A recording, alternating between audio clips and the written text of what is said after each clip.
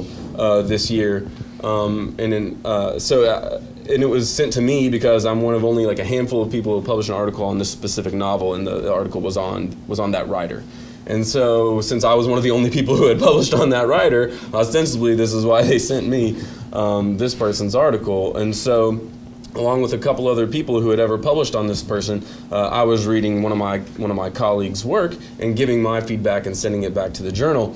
And so you kind of go through this really sometimes cumbersome process, but you will really grow, and you'll know, right, either you know it, you understand, you are really contributing to this conversation, or you might realize that you're missing the mark.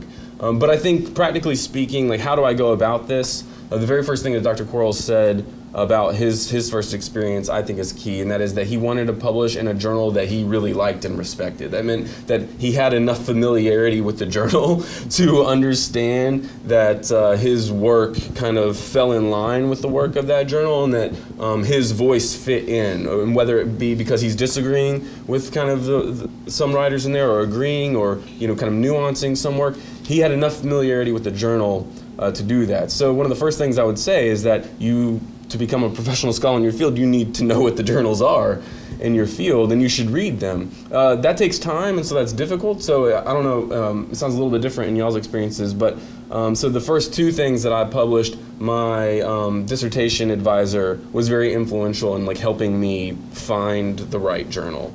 I was like, I'm thinking about this journal for this piece, and he was like, no, why don't you think more about this one instead? So with that first one, I was thinking about a very specialist journal in contemporary fiction that I really wanted to publish in. But the argument I was making ultimately paid more dividends for thinking about the genre of the novel as a whole.